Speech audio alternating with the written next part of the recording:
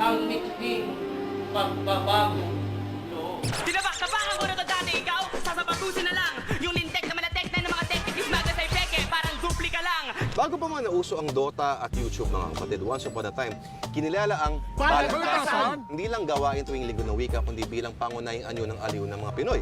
At sa buwan na ito, ang ika-226 na taong selebrasyon ng pagsilang ng prinsipe ng Makatang Tagalog, Francisco Baltasar, a.k.a. Balagtas. Mga kapatid. Pero ang chismis, hindi naman daw si Balagtas Balagtas ang nagpauso ng Balagtasan. At totoo rin ba na ang Balagtasan ang pinagmula ng Flip Top! Lahat yan alamin dito sa History!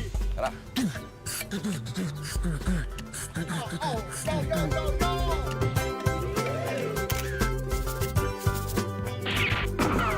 Anyari, alamin natin dito sa History. Chismis noon, kasaysayan ngayon. Bago tayo magsimula, itago nyo muna yung bata. Ano ang kulay bagoong na nakasuot ng kurunto? Hindi ba puti, di kayo mag-literal na negro ang pintas? At kami, kamakata, di ka uli ng masa. Di nagsusulot ang basta ng buti. Maanghang, malupit, mahulay, at malikhain. Tignan mo mukha ka na bunggo. Doon kaya wag ka kumapila. Layo ka lang dito, boy. Yan ang rap battle na galing sa hip-hop. Talaga namang ginulantang ng flip-top ang mundo ng popular na kultura. Kahit unang itong umusbong, malayo sa radar ng mainstream. Kumalat, sumikat, at naging viral na simbilis sa mga salitang lumalabas sa mga bibig ng mga rapper na ito. Pero bago pa man naaliw ang mga Pinoy sa mga maanghang nilang argumento, Teka. nauna na ang sinasabing pinauso daw ni Francisco. Isang tula ng pamamaalam. Tinuturing na pambansang Makata at prinsipe ng Makatang Tagalog itong si Francisco Balagtas. Tubong Bulacan at nagtapos sa Kolehiyo de San Jose ng mga grado, abogasya, pisika at filosofiya. Pero mas na-in love sa pagsusulat ng mga tula at inihahalin tulad siya kay William Shakespeare sa pagsulat ng tulang Tagalog.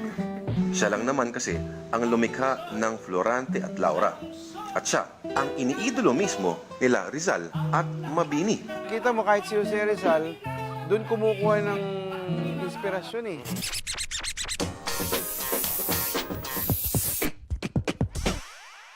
Matatanda ang si Jose Rizal, alam di umano, nung nawala niya yung kanyang libro ng Florante at Laura, pinatunayan na kabisado niya pala. Ganon din si Apolinario Mabini, na nakaroon siya ng salin. Biruin nyo ipinangalan kay Francisco Balagtas. Pero hindi naman daw siya ang nagpasimuno ng balagtasan. Anyari? Natawa ko doon sa isang textbook ng high school eh.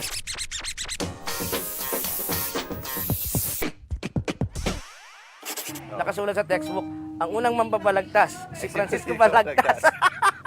Di ba mukhang engot yon sumulat noon? Oo, kasi nagkaroon lang ng balagtasan noong 1924. April 6, 1924. Doon lang talaga nagkaroon ng pagtatanghal ng balagtasan. Sa aral natin, sa gamit bisig din. Wala ang panahon sa aralungan. At ito na nga ang simula ng debating patula ng mga Makata. Magaling kang tumula. Simula. At ang pagtula, ibig sabihin, marunong ka magsukat at tugma, marunong ka manalinhaga, at kaya mong on the spot tumula. Oo. Ganon yung pagiging Makata nun. Ang mga sinaunang rockstar ng balagtasan, walang iba kundi sina Florentino Collantes at si Jose Corazon de Jesus, o mas kilalang Joseng Batute, na itinanghal na hari ng balagtasan. Nung una, impromptu lahat. Okay. Pero kinalaunan na meron na sila mga kope. Ang kagandahan sa balagtasan, pwede mong laruin, no, yung siguro yung imahen o yung tunog at minsan yun nga iayon no sa mga isyung kontrobersyal. Handog namin sa inyo ay minanang balagtasan. At dahil wala pang microphone at amplifier sa mga panahong yun, mas malakas ang boses, mas maindayog, at mas may damdamin, mas panalo. Ang lahat ng hakbang Kaya nga high pitch eh, parang pasyon. Di ba napansin niyo yung pasyon, paano ba kinakanta? Di ba normally kakanta tayo, ang tangi kong pag-ibig ay minsan lang. Ang tangi kong pag-ibig. Kailangan ganon. Amplified. Ako po ay Makata, mayamang mayaman sa tula at taba. Hindi lang sagupaan ng mga Makata ang naging impluwensya ni Francisco Balagtas. Dapat patayin! Di dapat itago! Mas malaki raw ang naiambag niya bilang simbolo ng pagiging astigin ng kulturang Filipino sa panahon ng kolonisasyon ng mga Amerikano.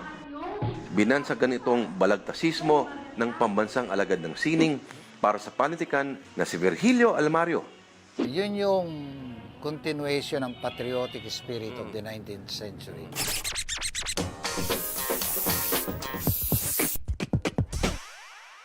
Natalo yung hukbo ng Malolos Republic, pero yung mga manunulat, hindi. So, no nakita nila na delikado ang tayo ng Pilipinas dahil masyadong kabigha-bighani ang ginagawa ng mga Amerikano. Yung Americanization itself, nakakalimot ang mga tao, nakukuha. So, itong mga balagtasista, naisip nila na kailangan kontrahin ito. Kung natalo man tayo sa gera, hindi dapat pasakop tayo culturally. Ako guys, May mga batang nanonood. May mga batang nanonood doon, huwag ganyan. Mga kapatid, itong nausong flip top, totoo nga ba na balagtasan ang pinag-ugatan? Ako guys, pero sa pagtatalik naman, ako hindi natatakot.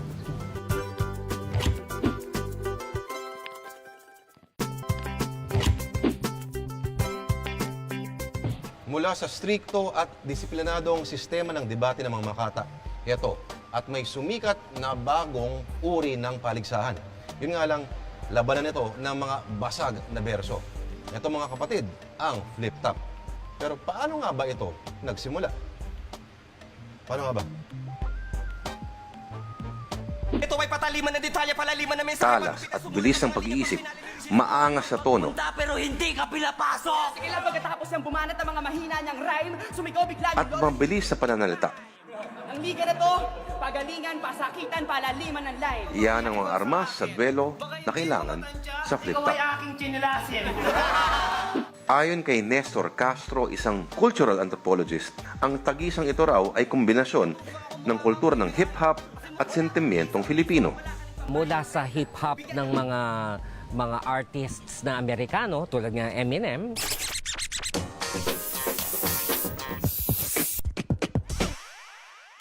pumasok sa Pilipinas sa pamgitan ng mga local hip-hop artists tulad ni Francis M. Meron naman tayong katutubong pamamaraan ng balagtasan. Kaya't nagsalubong nga panglabas na impluwensya ng hip-hop, katutubong impluwensya ng balagtasan ng mga matatanda. Hindi siya purely hip-hop, hindi rin siya purely balagtasan. So nasa pagitan siya. Sa Califordos nga pala itong laban na to. Pero ayon sa presidente at founder ng Flip Top Battle Philippines na si Alaric Yuson, aka Enigma, Representing stick figures. binase ang flip top sa purong hip-hop na inadapt lang sa Pilipinas. Nasaan yung puso mo ng critical? Isa siyang American at African-American art form.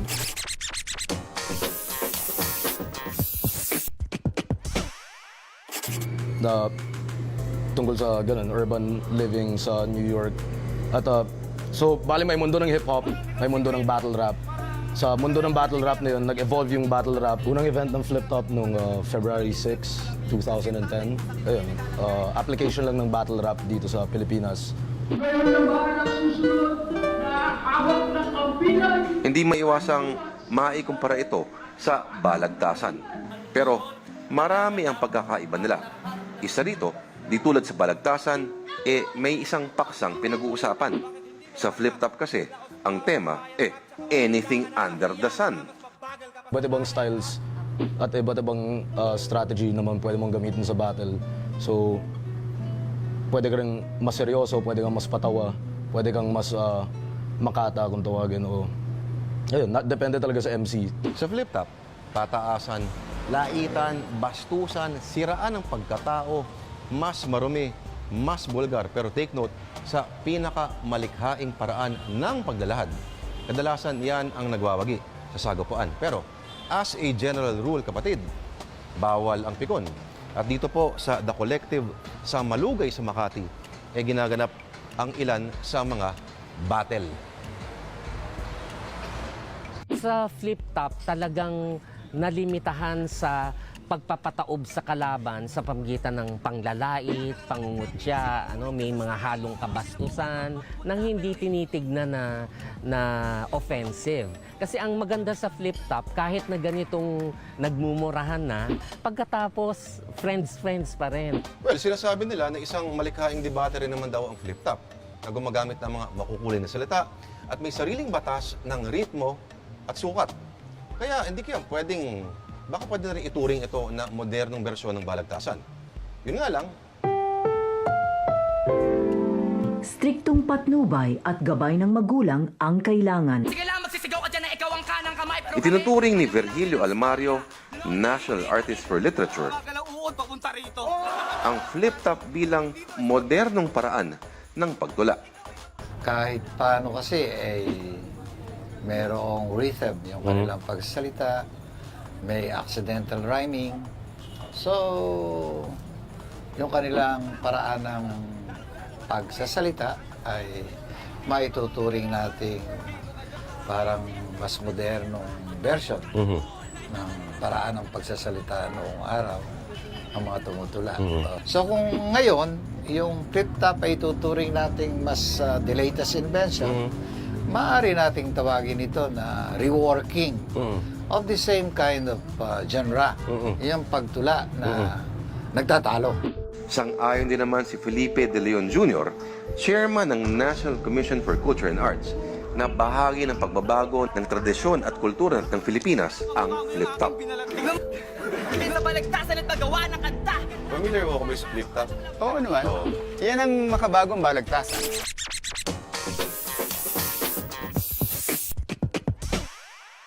Kasi ang tradisyon, mali ang pagkakaintindi ng mga Pilipino sa tradisyon. Akala mga Pilipino ang tradisyon ay mga isang bagay na makaluban na hindi nagbabago. Pero si Enigma at Dr. Corosa, iginiit na hindi dapat ituring na modernong bersyon ng balagtasan ang flip top. Magre-resign na ako sa battle rap bilang... Hindi mo siya pwedeng sabihin modern balagtasan kasi may salita naman tayo para sa kanya, which is battle rap. Iginagalang ko yung paglitaw ng flip top at hindi ko sila minamasama. Talagang may karapatang lumitaw ito bilang anyong sining. Yun nga lang, may mga tao kasi na ewan ko kung ba't kailangan nilang gawin na tawagin ito na modern balagtasan. Kayong hindi naman. Yung sa flip top, buti na lang ikaw dumalo. Sikat nga ang flip top, pero ang tanong, unti-unti na nga bang napapaglipasan ng panahon ang balagtasan? Ang ama't ina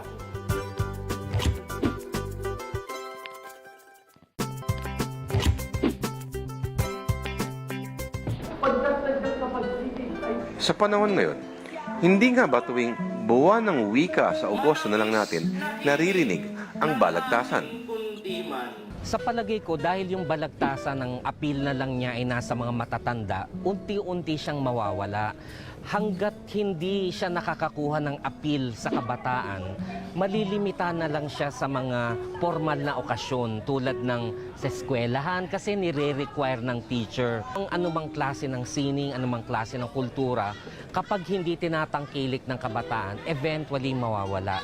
So sa akin palagay, pero ako personally nanghihinayang doon, maganda ring mai-preserba ang balagtasan, pero palagay ko mare-replace na nga siya ng klase ng kultura ng nakababatang henerasyon at yun nga yung pagdadala ng flip top. Pero balagtasan man o flip top, pareho naman itong epektibong paraan ng pagtaas ng antas ng malikhaing paggamit ng ating wika. You have to do it justice, kumbaga. Hindi ka rin papayag na makabuo ka ng mahinang kalidad na sulat or speech o kung ano man. Yung paggamit ng sariling wika natin. Hindi nagsasagutan sa paraang Ingles, hindi po pwede dyan yung paarte-arting lengguwahe, yung talagang buhay na wika ng mga Pilipino tulad ng sinasalita natin sa pang-araw-araw. Yung natural sa atin, Lalabas yan.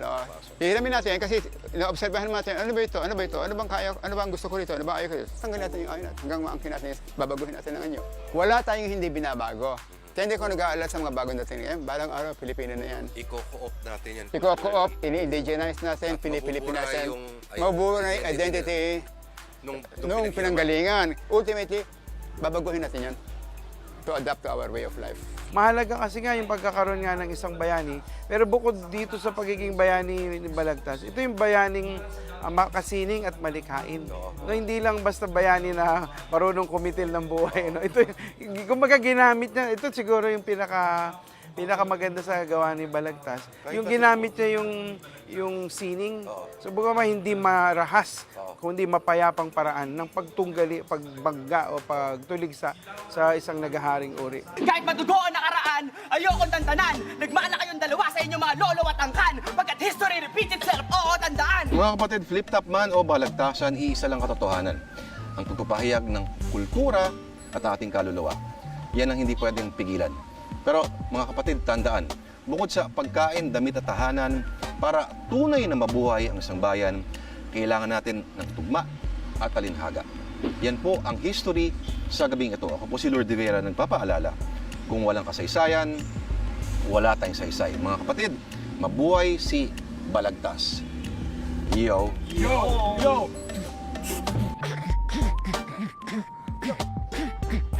Ako si Francisco, taga Frisco. Kung gusto nyo, tumayo na lang tayo. Kung ayaw nyo mapalo, ang inyong ulo. Big dog, yo! Yes, yes, yo!